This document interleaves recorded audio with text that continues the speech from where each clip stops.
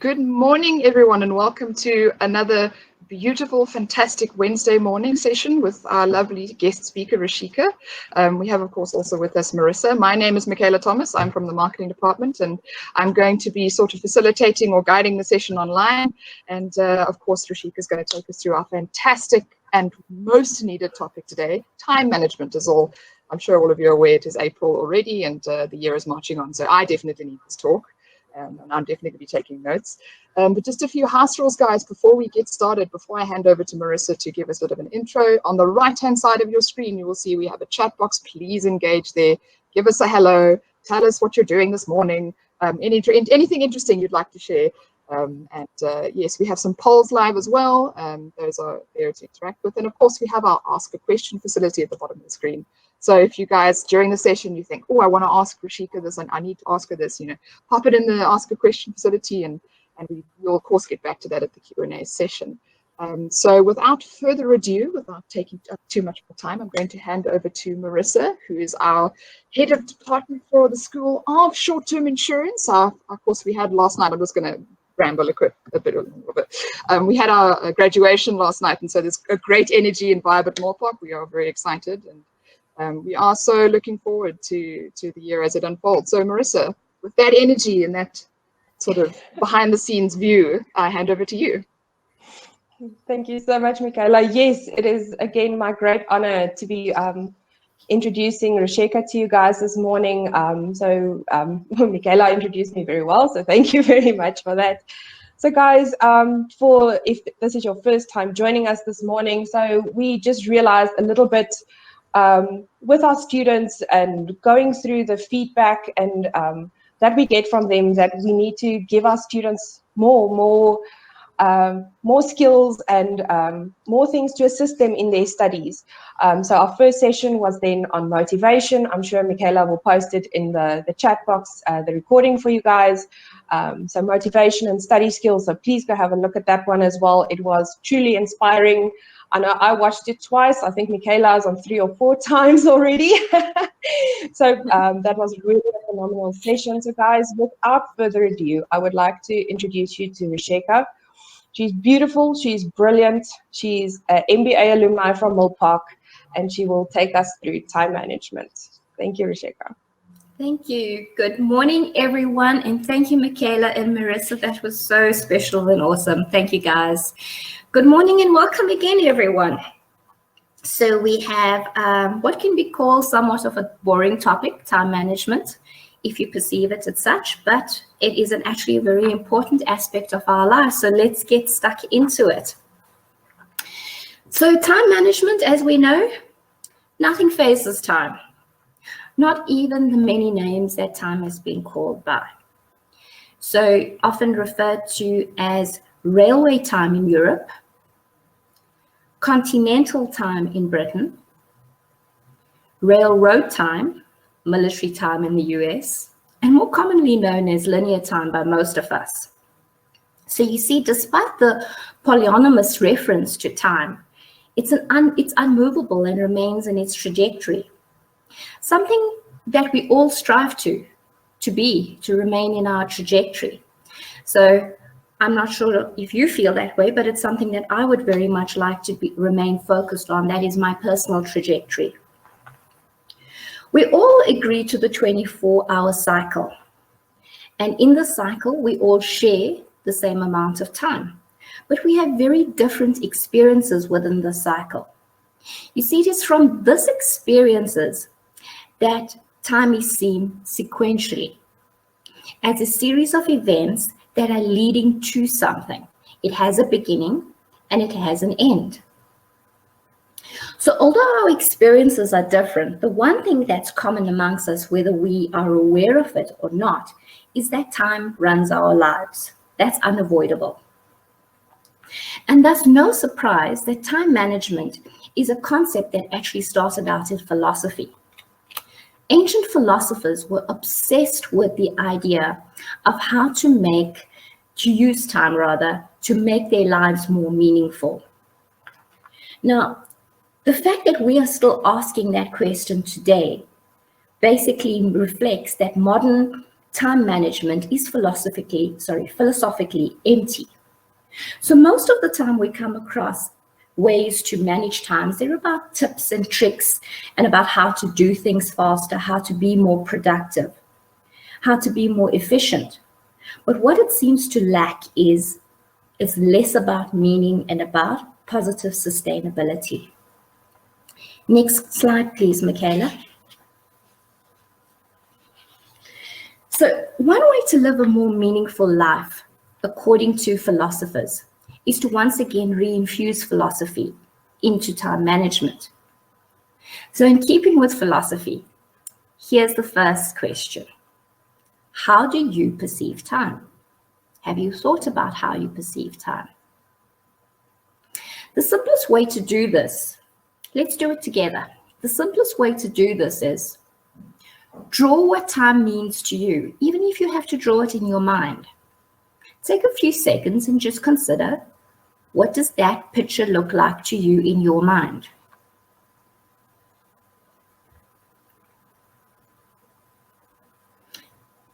If you are ready, would you like to share? What have you drawn? What is your summer ideas, or what is your perception of time?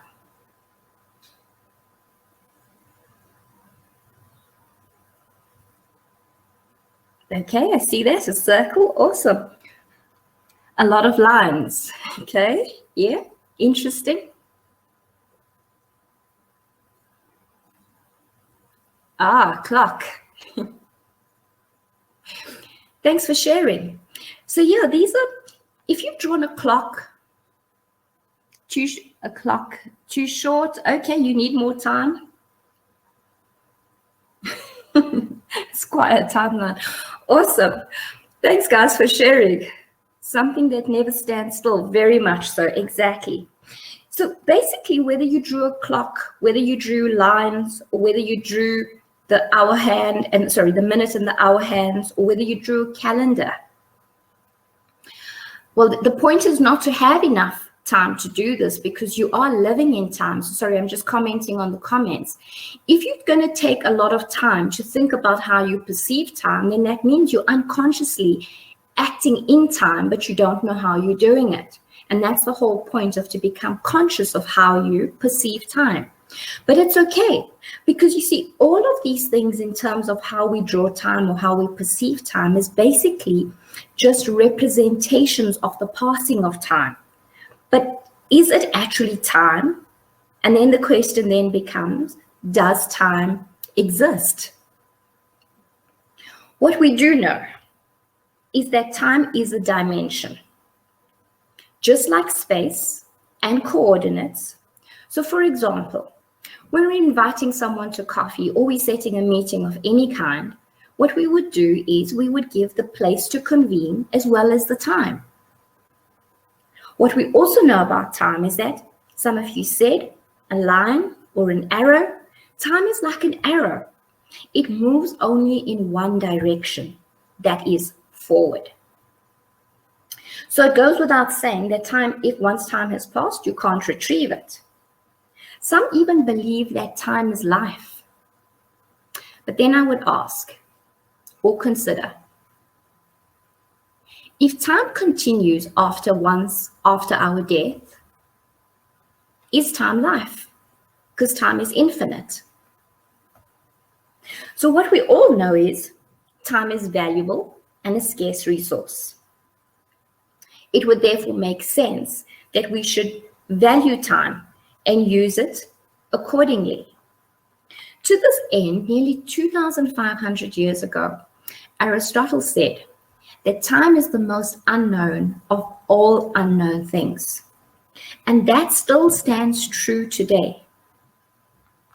Nonetheless, let's explore the concept in the hope of gaining some understanding of this very special, very precious, very elusive resource.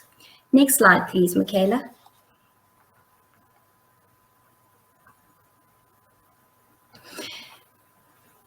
Today we have more tips and tricks, tools and technologies, calendars and checklists than we've ever had before. Yet we still feel behind. We work longer hours, We're moving faster than we ever did in history, and yet we never caught up. We know more about time management today than we ever did, and yet the volume of stress in the world is not reducing, and especially in our personal lives. So is it likely that one time or another you have felt torn between attending what, let's call it a duty-bound event, or something that was a non-fun event, versus wanting to spend time with people you love, or perhaps doing something you love? I think we can all relate to that, especially on a weekend or public holiday when that happens. Sorry, I'm just noticing some comments that there's seems to be volume issues, but I'm going to continue.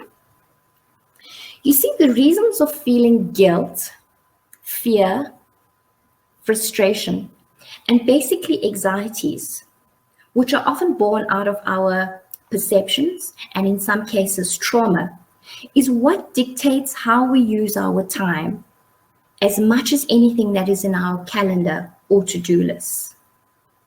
Next slide, please, Michaela. So if you're someone who swears by to-do lists, then make it work for you.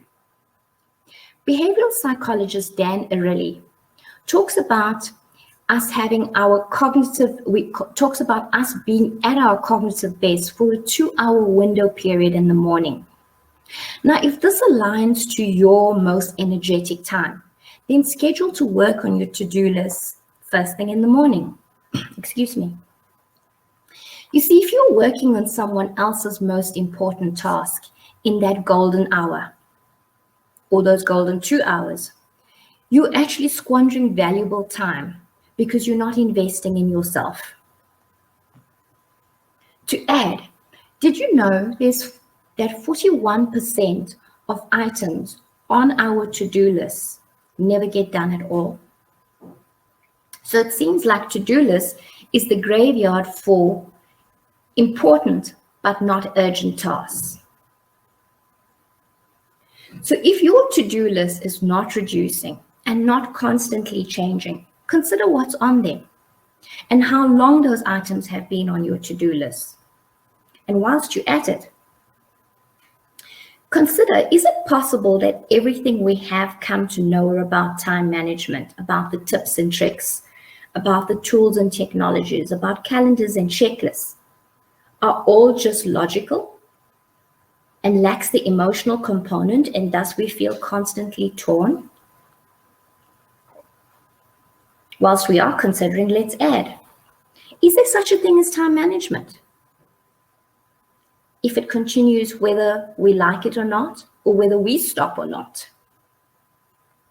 So if, like me, all of this pondering has left you wondering, if we have to manage time and we have to work with it, but we can't control it, the only other thing we can do is manage ourselves.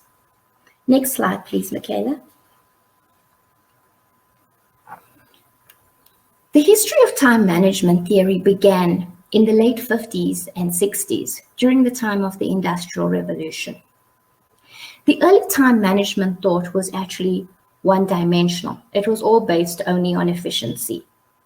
The idea was that if we could develop tools and technologies, then we could do things faster and we could then theoretically have more time. And I'm sure you would agree that there's nothing wrong with efficiency, all things being equal. Efficiency is better.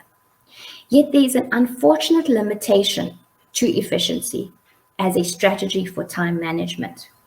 And that is evidenced by the fact that we are all carrying with us miniature computers on our person, yet we never feel caught up. So in the late 80s, which most people would agree was single-handedly ushered in by the late Dr. Stephen Covey. Dr. Covey introduced us to the two-dimensional thinking. And this he demonstrated by introducing us to the time management matrix. Next slide, please, Michaela. The time management matrix, if you've not already heard of it, is basically demonstrates the x-axis as urgency and the y-axis as importance. With the introduction of time management matrix, there was finally a method to help us to wade through the confusion and the overwhelm. Because basically we could score our task according to the quadrants that you see in front of you. For example, whether the task was not important nor urgent, or urgent and somewhat important, important but not urgent, or important and urgent, depending on where your task scored or where the task scored in these two areas, we could then prioritize tasks. You see, it's unlikely to not hear the word prioritization in any conversation with time management, or most conversations of time management. And as you know, prioritizing is focusing first on what matters most. And prioritizing is undoubtedly a valuable skill. Next slide, please. Thank you. So therefore, it was interesting to hear American author Rory Vaden point that there is nothing about prioritizing that gives us more time. Truth be told, I hadn't considered it before coming across this piece of research. And he's actually right. Because all prioritizing does is that it takes an item that's not on the top of your list and bump it up to number one, much like a juggling act. I guess that's where the term I'm juggling a lot or I'm balancing a lot comes from. So what Rory Vaden is saying here is, prioritizing is valuable in and of itself, but it doesn't do anything to create more time, and it does nothing to help us accomplish the items on our to-do list. He also says in that paradigm, there's only two strategies, which is to do things faster or to do more things. So it seems like the time management matrix was just a stepping stone or a building block, I would say, and relevant for a period of time, pardon the pun, but provided us a base to build on. And as overwhelming as that paradigm presented is, that is to do things faster or to do more, it does feel like where we're all at and where the world is at the moment. Next slide, please, Michaela. Thank you. Now, it is true that we all have the same amount of time, 24 hours in a day, however you want to look at it, 1,440 minutes or 86,400 seconds. And there's absolutely nothing that we can do to create more time in one day. Now, according to research, that type of thinking is a very problem and suggests that we have to break out of that paradigm and think about tomorrow in order to create more time. So what has emerged from Rory Vaden's research is the new type of thinker called the multiplier. Now, it appears multipliers use three-dimensional thinking. Now, if we remember, late 50s, 60s, one-dimensional thinking, Dr. Stephen Covey, two-dimensional thinking, newest research, three-dimensional thinking. So instead of making decisions on the two-dimensional thinking of urgency and importance, the three-dimensional thinking introduces a concept called significance. So if urgency is how soon does something matter, and importance is how much does it matter, significance introduces how long does it matter. So as you can hear, it's a different paradigm, and yet it's in with the old and it's in with the new. And it's also new and timely, as it's a stepping stone as we evolve. So if you consider, when we think about our to-do lists, we ask ourselves, what's the most important thing that I can do today? But that's not how multipliers think. Instead, they ask, what can I do today that would make tomorrow better? And what can I do right now that would make the future better? Now, this is done by including the significance factor And thus, that in itself gives us the emotional permission to spend time on things today that would give us more time tomorrow. Now, the focus funnel is one of the methods used to create a visual depiction of the thought process of multipliers in evaluating how to spend their time. And it works like this. Next slide, please. In this focus funnel, all tasks come into the top of the funnel. And the first question that the multiplier would ask is, can I eliminate this? Basically questioning here, is this relevant or is it even worth doing? As you can see, it is moving away from following a to-do list and prioritizing and towards what you don't do rather than what you do. However, it does still incorporate prioritization.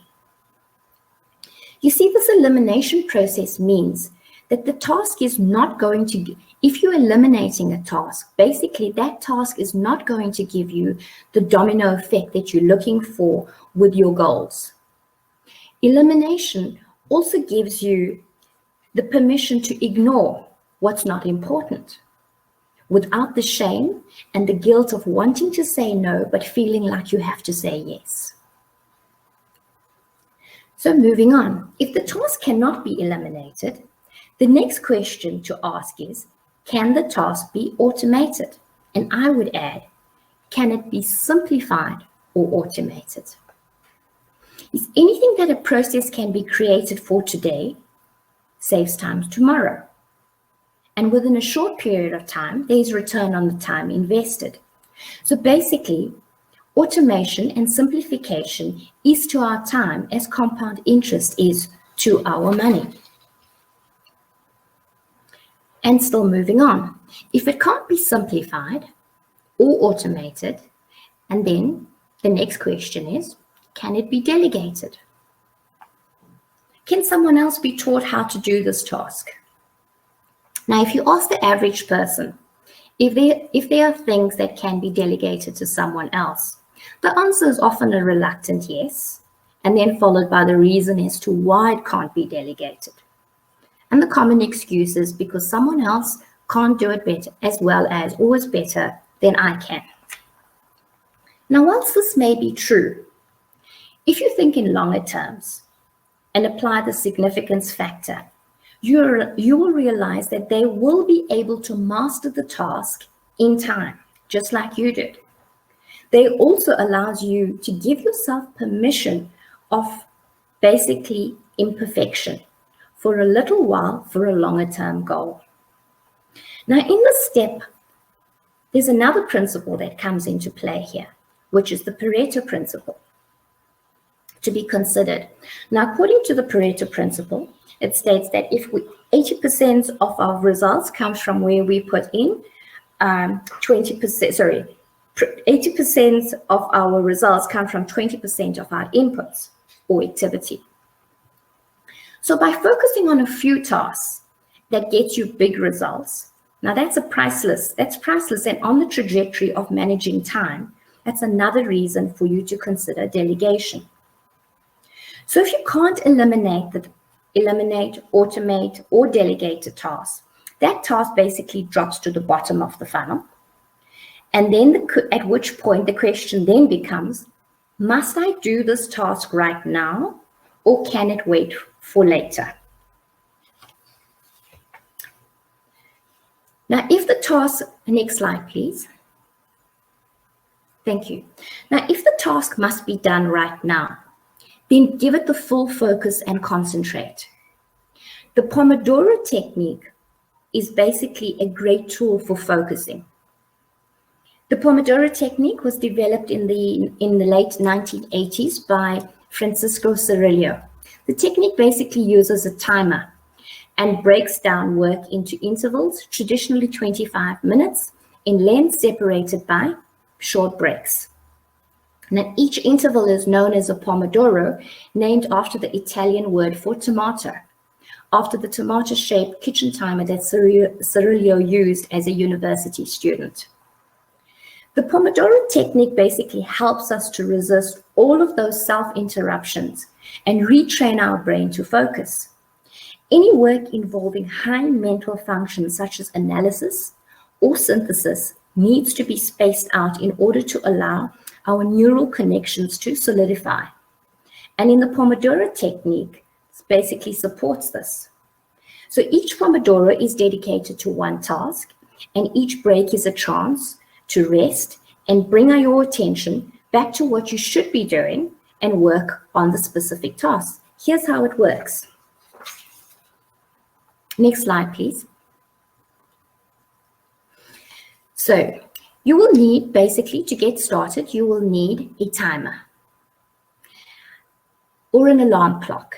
And I would suggest or say preferably do not use the alarm on or the alarm timer on your cell phone. Then clear all distractions. So you choose your task and you decide on the total time to work on it, preferably 25 minutes. Note that the aim here is not to complete a task in the allocated time, but rather to give focused attention to the task for 25 minutes. First step, please, Michaela. So the first step would be then to set your timer for 25 minutes and then work on that chosen task for 25 minutes without any interruptions. Next step, Michaela. Then once you've done that, take a 5-minute energy renewal break.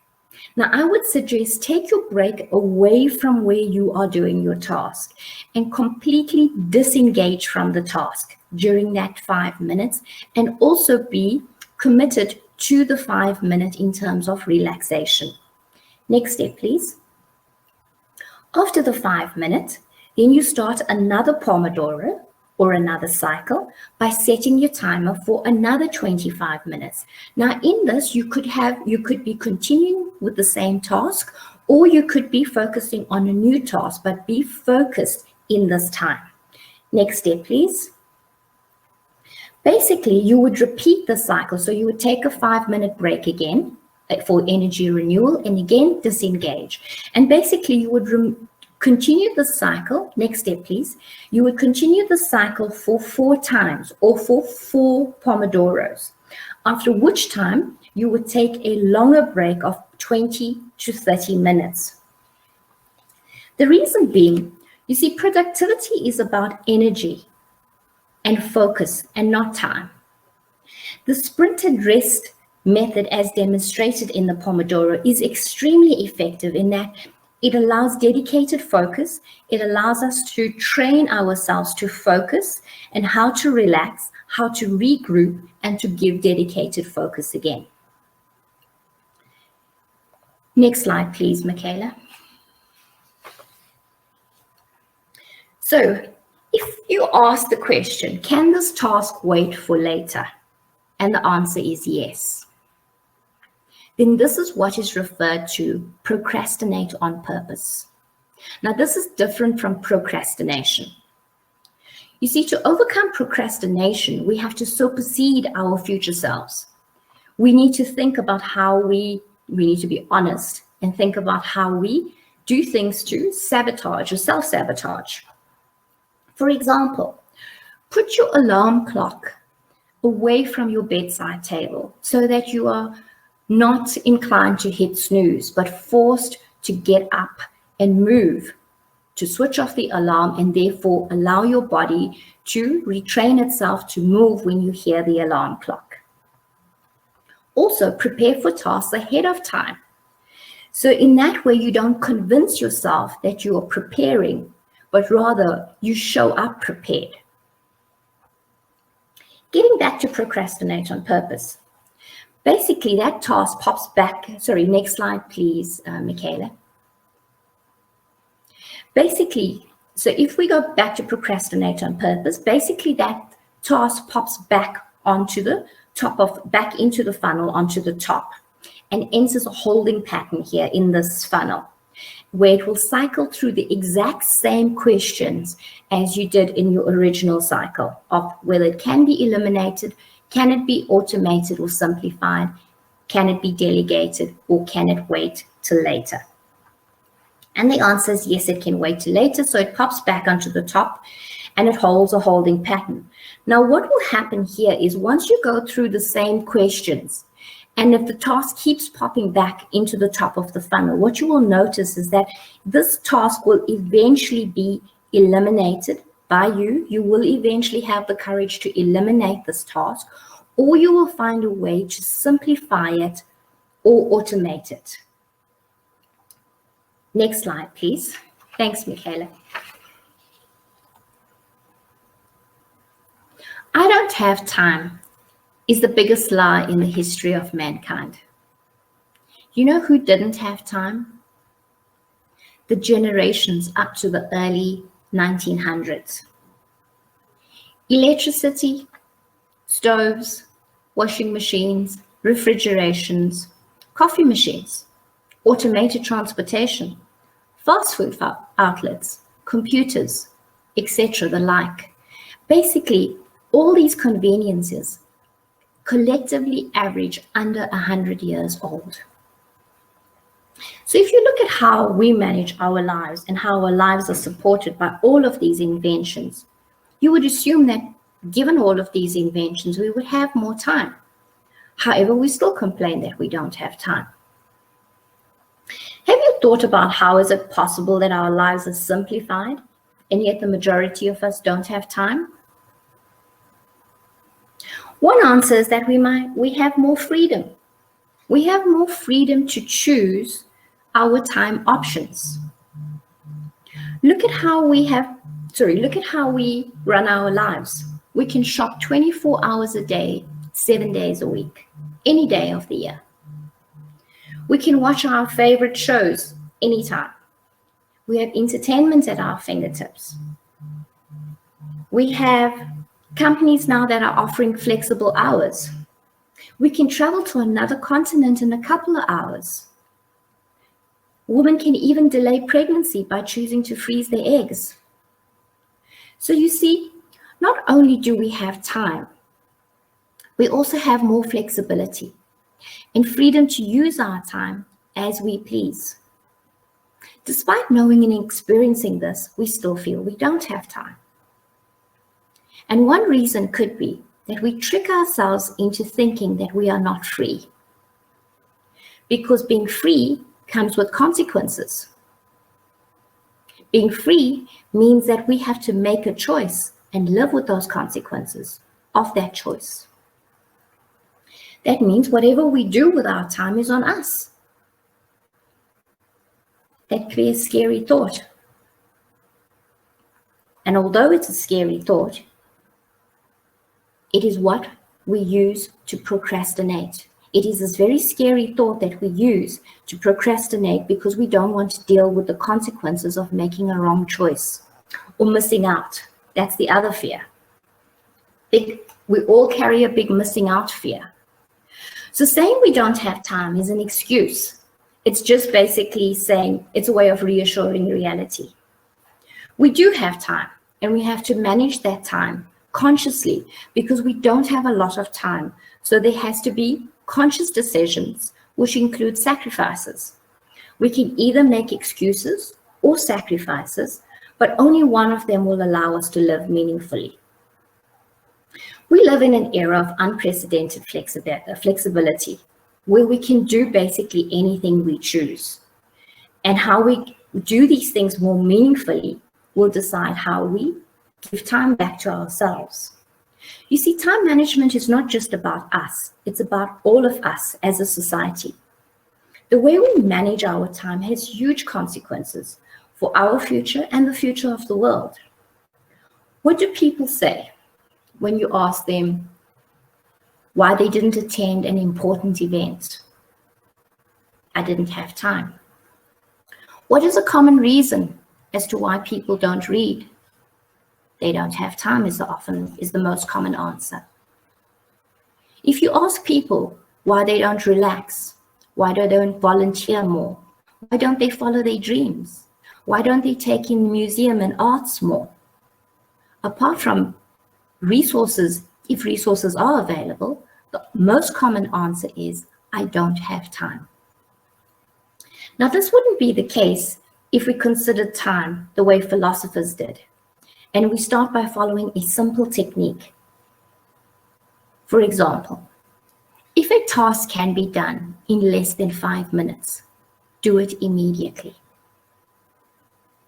And also, in everything that you do, be conscious about trying to touch a task not more than once.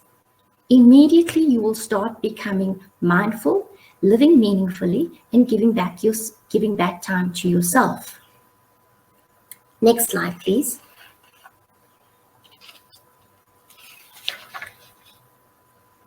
We can also consider time in minutes. Think of all the things that are meaningful that you can do in 1 minute. If health is your focus, you can move your body in 1 minute. You can quieten your mind in 1 minute. If your focus is relationships, you can give that time to someone that matters. And it only takes a minute to have a breakthrough idea in business. Consider all those minutes that we use wastefully and unproductively. For example, are you listening to audiobooks and podcasts whilst you commute or whilst you're waiting in queues? Are you using your time intentionally whilst you're waiting in queues or you're commuting? For example, are you using it to process your thoughts and plan? Are you using it to intentionally relax? Because if you aren't, then that time is unproductive. But if you are using it to do some of those tasks, then you are going to find that that time becomes what you view as productive time as opposed to wasteful time. Another opportunity to use our time more effectively is to batch-related work. The reason for this is different tasks demand different types of thinking. So when we batch-related tasks together, our brain isn't switching gears, which is how we cut out time for our brains to reorient. Science tells us that we are capable of making a certain amount of decisions every day. And by the end of the day, our brain starts to wear out. Now, this is why people like Mark Zuckerberg and Steve Jobs have been wearing the same color and type of clothing as their everyday choice. You see, they're not interested in burning up mental power in terms of what shirt to wear that day when the decisions that they make are worth millions of dollars. Next slide, please. We are all aware of the physiological and psychological states that affect our well-being. Well, to a certain extent we are. Yet we give very little focus to the effects of that on our productivity. Having a clear mind is an ongoing quest for those who understand the immediate and long-term value of finding and maintaining the sweet spot. For they are aware of how this brings meaning into life, and as we said, when you bring meaning into life, you use your time more effectively. Emotions are states of consciousness, comprising of feelings, psychological responses, and behavioral expressions, which often occur simultaneously, although we are not aware of it. Emotions play a critical role in our everyday behavioral tasks. To add to this, technology innovations have increased interactions between humans and machines. And our emotions play an important role in determining our performance in this dynamic. Now, to this end, an experiment using an emotion induction technique to assess how emotional states affect performance was conducted. The results revealed that happy people tend to value long-term rewards and assign greater utility of effort. The results also reveal that happy people were 12% more productive than others. Now, whilst we would all like to permanently be happy, we know that our emotions change throughout the day. Therefore, the next big option is to track our emotional state. The reason for this is twofold. That is to organize tasks accordingly and get the best momentum out of your time, and to create space to focus. Now, the easiest way to do this is to carry a notebook. Now, although we can make notes on our phone, I would still say that the act of physically writing has far more value and is the best form of emptying your thoughts. However, I would say if you are completely opposed to carrying a notebook, and if the idea of writing, physically writing, is off-putting to you, then by all means use your phone, but make sure that you empty your thoughts. And the reason for this is our brain is best when we are processing, not holding on to information.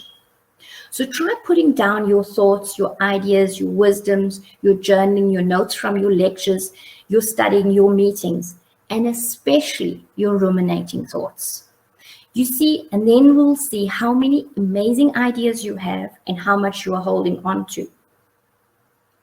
Releasing your emotions and your thoughts allows you to free up your mind, create space for calm and for you to focus, and that in itself gains you time. Next slide, please.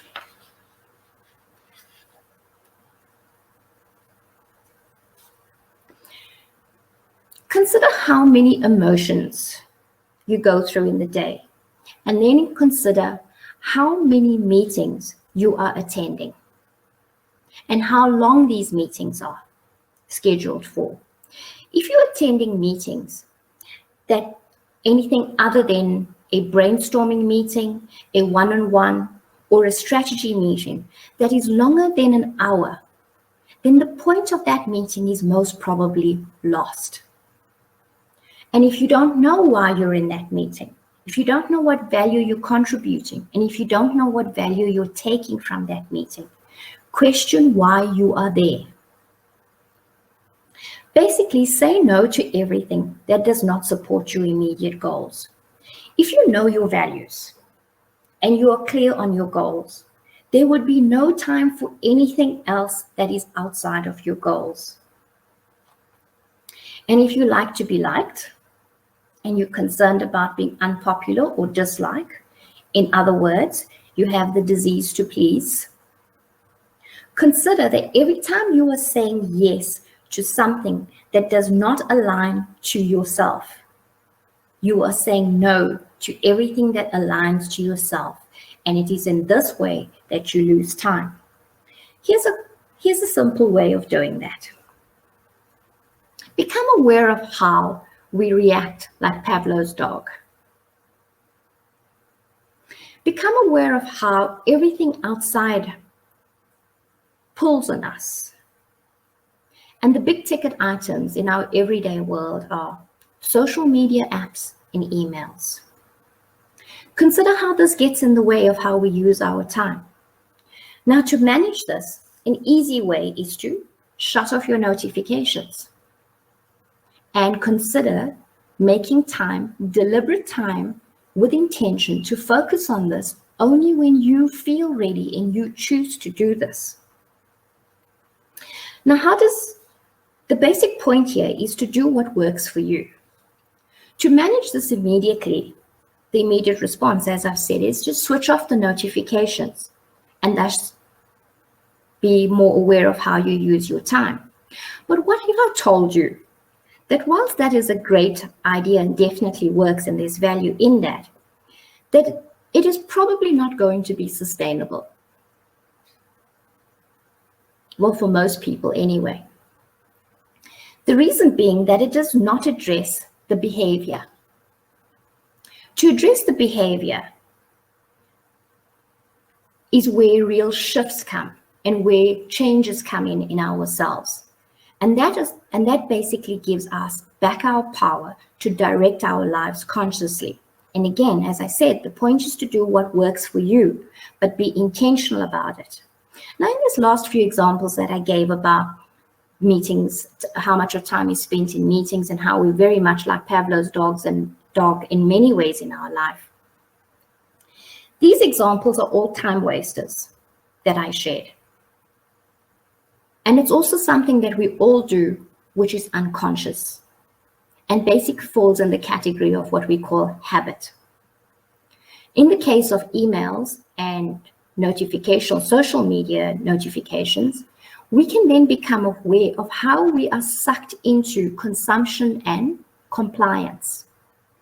That will bring us shifts. You see, with awareness and support, it is something that can change. We can change. Once we act from clarity with intention, we get flow in ourselves. And when we get flow in ourselves, we move in the same trajectory of time, which is forward, just like the arrow. And as we can see, that research and science can guide us to what works, can even measure how well it works. But the real picture, and that's only half of the picture, the full picture is the rest of the work is on us. To actually do what the researchers are suggesting is fully on us, and we can only do that with awareness. And that is why it is important to understand, again, why you are doing what you're doing and to act with intention from that place. So I will leave you with this. If you are sacrificing your time at the altar of institutional discipline, expectations, fears, basically insecurities, anything that is not meaningful, it's time you empowered yourself to regain your time. And how you do that is by saying no to everything that does not support you and your immediate goals. Thank you for your time.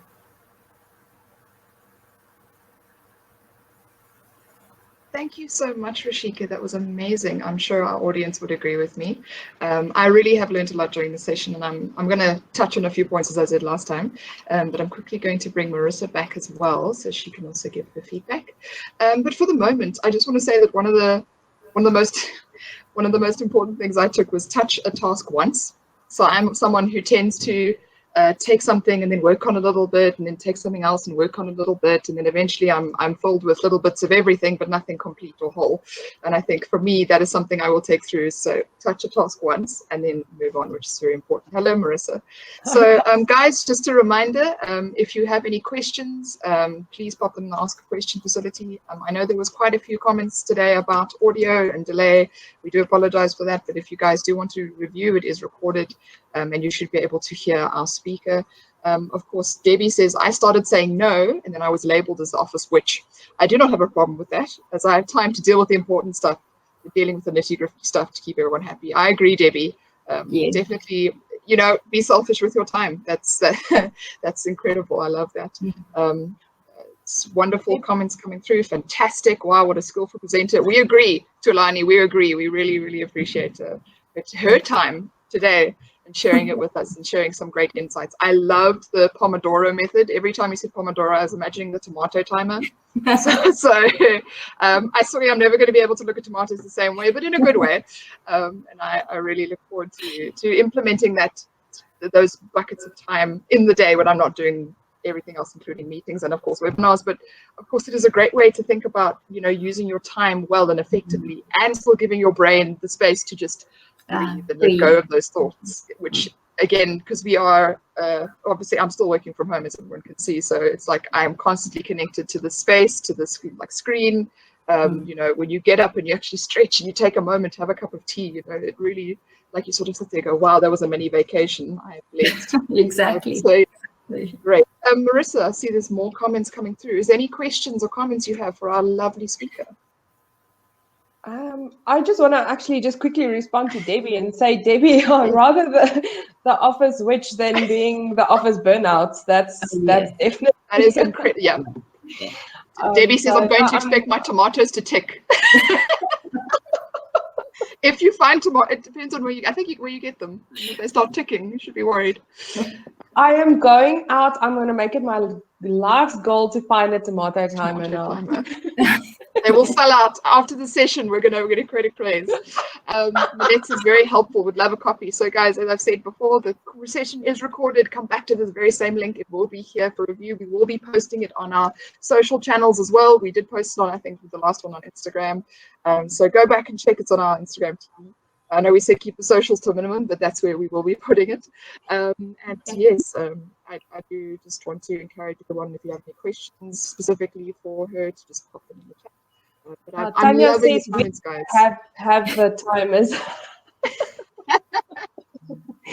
But Yes. guys, also on okay, it's not the 100% the Pomodoro technique, but Microsoft has actually launched something now, and that I've started to sort of use it because like I said, I'm also struggling with time management and finding and also jumping around and doing everything at once. They implemented a thing called analytics, and where they actually book out time in your diary for focus. I need to stick to it more, but the last week that I've tried to, it really helped. So that was book out focus time. So that was very, very good. Yeah, Awesome. definitely. Yeah, so I see we do have a question. It's more of a comment than a question. I'm not sure who it's from. There isn't a name there, but it says, in my scenario, I tend to complete my tasks physically, prepare for a cycle or a triathlete race, but not when I use my mental abilities. Is that normal? Question mark. Yeah, that is normal. That is normal, and that also comes back to consciousness. Because if you're preparing for your task externally and you're not preparing for it internally or psychologically, then there is a disconnect between actually getting the task done. It has to actually all start internally first. Because when you have your alignment in terms of why am I doing this? What value is it bringing to me? What am I going to derive out of this? What is my long-term goal? Where is it meeting? Then you automatically flow into your task, very much like the way time flows, which is something that I wanted to say and I didn't say in my talk is, the reason we feel that we lose time is because we, more often than not, we're dealing with the angst of not flowing. When we do what we want to do and we are certain about why we're doing it, we flow, and therefore you move in with the trajectory of time. So it is a common thing, but mindfulness and becoming aware and asking those questions as to what am I preparing for? What is the benefit of this? Why am I doing it? And making that something that is acceptable to you, then definitely changes that. Awesome. No, I agreed. It's almost like everything, like when I have weeks, and I'm just going to refer to, I have weeks where I feel like I'm on track and everything's time managed, and then I blink and I'm like, oh, it's April.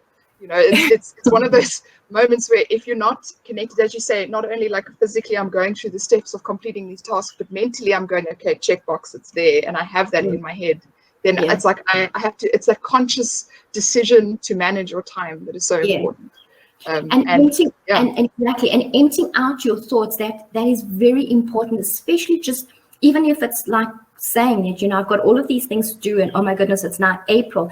Empty out everything that has to be done, because as soon as you do that, you create space to create. Yes. Because if you're holding on, you've got no space to create, and then you hold on, and then you actually don't get momentum, so there's no trajectory, and then you lose time. So when you empty out your thoughts, you create space, and you're able to create. I love that. I'm going to make a bumper sticker of that, Resheka. Create space to create. Like, as someone who works in marketing, like we sort of, our creative brains are almost like milked to the end. So it's like, I need to create space, guys, to let me create. I'm going to use that, definitely. So there was a question, and it said, it's from Bessie. She asked in the chat, if we use our famous Pomodoro technique, our tomato technique, I'm just going to call it the tomato technique, it dictates to do the task with 5-minute breaks until it's done. Touch a task once? What if it's a day-long task? You continue that cycle. You continue that cycle throughout the day. So basically, after every 4 cycles, you take a longer break. And yes, this task is actually there are people who've learned how to play musical instruments in the shortest amount of space by just following this technique. So basically, if you're assigning the day to work, then you continue the Pomodoro technique. So after the 20 or 30-minute break, you continue another Pomodoro. It is the most effective thing that I've also used as well. It just keeps you focused and gives you momentum. No, I completely agree. It's that deliberate working on that task within the time set, those chunks. I love the comments, Vanessa and Debbie. A little off subject. Did anyone notice how many ladies are on this presentation and how? And then of course men can multitask. Just kidding. I had a lovely chat with someone, and they said that multitasking is a lie sold to us by corporates. And we had a great a laugh about that. And I think it's multitasking. It's this idea of picking up little things and doing them like I do every day, is little bits. But if we focus on, like, if we sort of turn our brains, we switch them to the other path, as you suggested, and you tackle chunks of time and tasks like this instead of trying to. And as women, I know we sort of try and grab every single like thing in our day at once and hold them, and at the end of the day, we sort of go, wait, did I finish? I planned to hold on. Marissa's raised her hand there.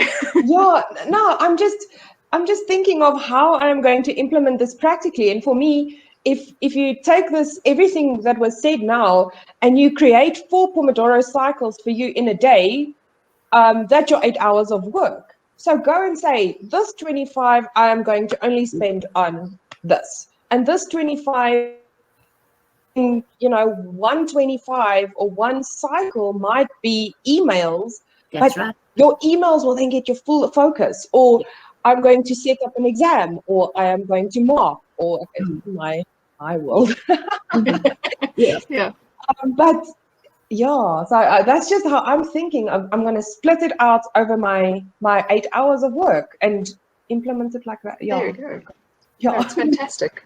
Puleng has a question for Resheka. She says, I really don't know. Every time I empty my thoughts and I try to focus, like on studying, my mind ends up running wild, literally daydreaming. How can I shift from that? Okay, so if you're emptying out your thoughts and you're still daydreaming, then you're not fully emptying out your thoughts. To empty out your thoughts means to let go, write it out. And I often talk about writing, but if your expression, for example, is moving your body, exercising, playing music, playing an instrument, and that's your release, you find that place of where you can then say, I have got enough space to be able to give this focus. But if there's any other thoughts that's coming in, or your mind is wandering off, then you are not probably happy with what you're doing. So consider the task that's at hand. Why are you doing the task? Because if you're daydreaming away from the task and you've emptied your thoughts, then question why you're doing the task. What value is this task to you? Because you wouldn't be drifting off from it if you enjoyed it. It was important. It was urgent. It has meaning in your life. There's future significance in it. If you answer these questions, you'll be able to bring yourself back. No, absolutely. It's almost like you've got to shift that mindset into, it's not the task, it's not how I deal with it in that space, it's what I'm thinking about that task itself. So you're saying, like, if it's studying for her, it would be go back to what studying means for you, the purpose of it, the driven aspects, and bring that back into focus, and you'll find that you engage that sort of that goal setting mindset in a way, sort of, this is my task that I need to finish, and it's that step by step that feeling that we're doing this again. Instead of sort of reaching, And that's a great example that she's raised, because that's what we do, and that's how we all lose time. Because we might physically be somewhere or look like we're engaging with something, but our thoughts are actually not there. So that disengagement is where you lose time, because if you're listening in a meeting, that means you've now got to go and recall what was said in the meeting, go back and look in your notes, speak to your colleagues, even for that matter whilst you're studying. Whereas if you're present, you've saved that time. Yes, absolutely. Such amazing words of wisdom from our lovely speaker today, ladies and gentlemen. And of course, we have gotten to the end of the hour, and I don't want to delay anybody any further. As we say, time is precious. We at this time, we hold it, and we say thank you so much to all of our lovely attendees as well. You guys have been amazing. Thank you so much for engaging on the chat with us. We love to see it, and truly appreciate it. Thank you. Yes, and so it's lovely comments. Thanks so much for the great session. It was needed. Time is essential. How valuable time is. Thanks guys, group, and everyone on this chat. It's just awesome and a great bunch. It's fantastic. I'll take that through.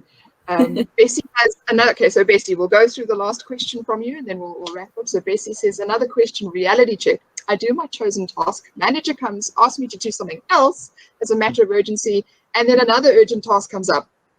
How do we deal with this? So that's interesting, because it's like, how do we deal with people? Like, we can make decisions about our tasks in the day and set aside our time, and then suddenly it's like external factors. They tend to pop in. Marissa has her hands up there. I'll take that one. There we go. Yes. My advice would be is, look, your sessions will then be split into 25 minutes. Okay. Nothing, hopefully, will be that urgent that it cannot wait for your 25 minutes to finish. And then on your next one, you can take that task and give that another urgent task your absolute full attention.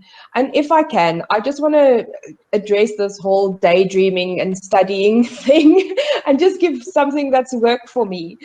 Because I'm a daydreamer, I come up with these, Michaela will tell you once, I come up with these crazy ideas and I can daydream of holidays and, you know, overseas trips, and then I completely there I go, and I'm not studying. Okay, so to fix this is also like Resheka says. Okay, so she writes. Okay, I'm in Excel. So if you are daydreaming about a trip, you know, go plan the trip. Take 25 minutes and plan it. Get it out of your mind. If you are daydreaming about hopefully graduation, print out a picture. Put it on your fridge. Get it out. Do what you need to do to get it out, to focus on the task at hand. Yeah. Absolutely.